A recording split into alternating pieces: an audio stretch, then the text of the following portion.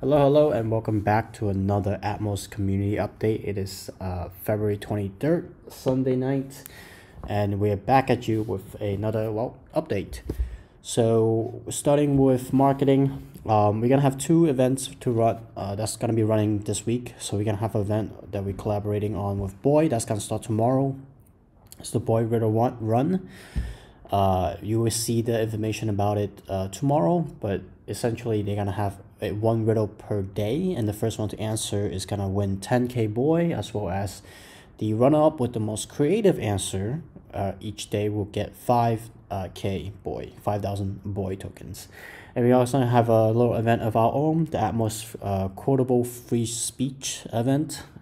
So that's for you to submit your favorite quote about free speech and what it means to you, and we're gonna have the prizes for that and details of that either Tuesday or Wednesday. That's gonna start, and that's also gonna run for 1 week. Now, some of you guys might have noticed the site went down. Well, not went down, but you were unable to log in for a few days during the week, and that's because we discovered a security patch. And let me pull up my note here about the security patch. So yeah, we had to disable logging in via our interface.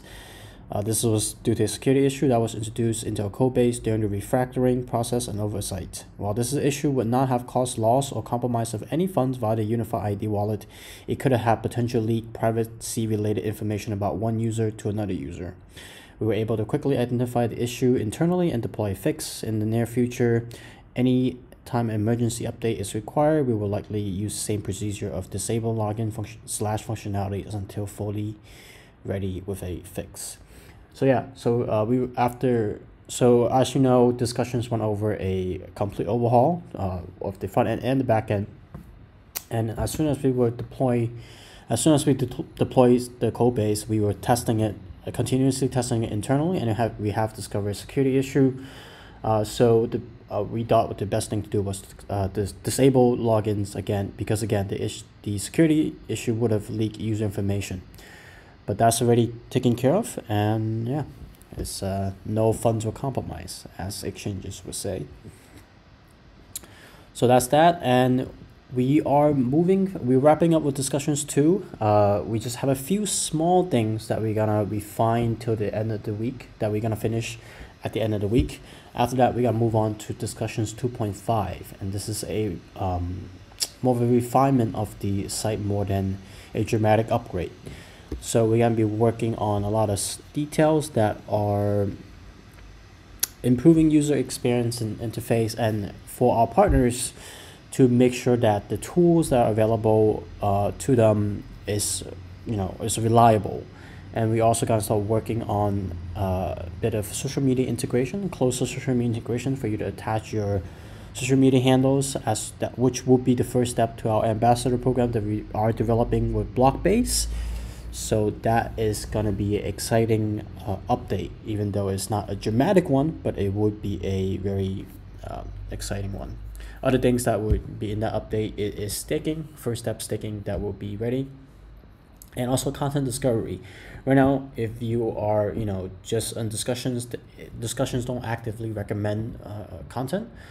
In the future, we're gonna have a few more areas. For example, if you're a new user, when you log in, there's nothing, and you haven't subscribed to any tags yet, there's nothing in the homepage. So we're gonna have some recommendations there for when new users first sign up, and suggest communities for them to join, suggest users for them to follow.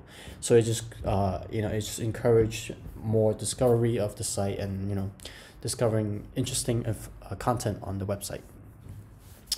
So that's basically everything we have in terms of housekeeping. Now I kind of want to try something new. I want to talk a little bit about the posts the content that's been created on discussions, starting with a voice onboarding video. So Voice, as you know, is the new social media application released by Block One, who has invested, I think, $150 million. Paul's actually listening. Paul knows his number. So do you want to confirm that, Paul? I don't know what the numbers are exactly. No? Okay. Yeah, but it was a big number. It was a big number. Yeah.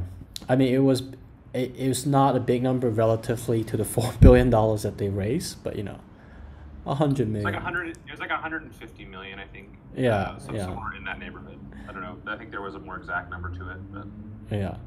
So anyway, so the beta just got released. I actually personally I got an invitation to the beta, but because I was using a VPN, and it looks like they're really strict with figuring out who you are and where you are, and if you're outside the United States, they don't want you to be able to use it. So I have been emailing with their support back and forth, and it doesn't seem like I'm able to get on the platform anytime soon. So that's slightly disappointing, but there is video and content about about voice and people logging in and posting stuff on it.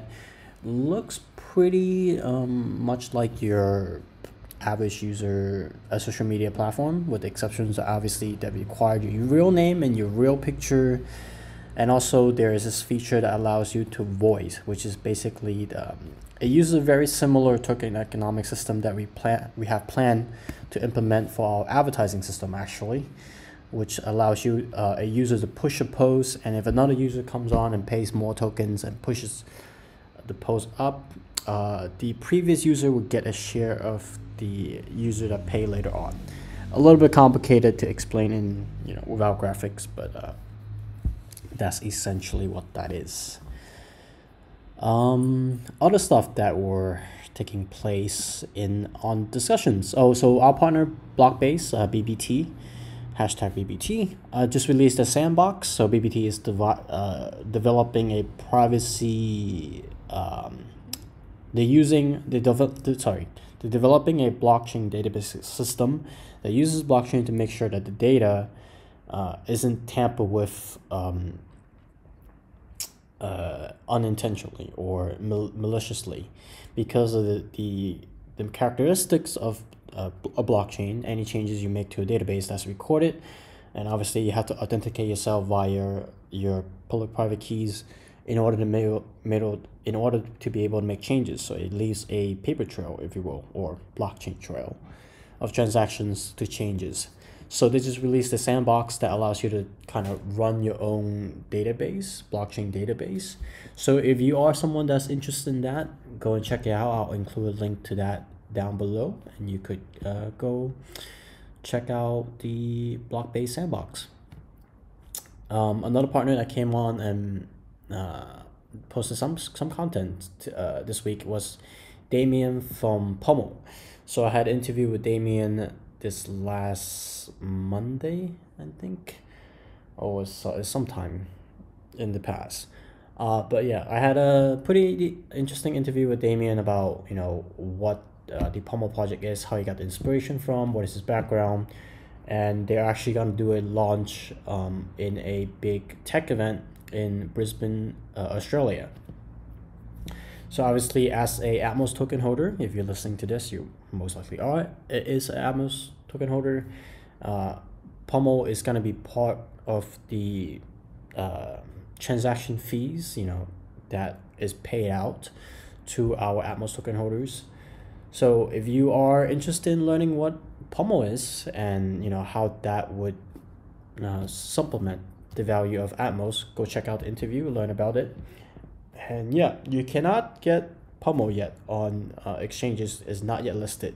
So your best chance of getting your hands on some PUML before is out on the market is to make a post, make a comment on the interview, and Damien just might rain some PUML down onto you. And lastly, we had this news of Block One testing a new on-chain storage solution. We're still waiting for the exact details of how that's gonna work. Our very talented developer, Asphyxia, is writing up an article about what it means for projects, and how projects, what aspects of development that the new storage solution, which is called Disk, is used for. And that's everything that's been up for discussion this week. I will see you guys next week.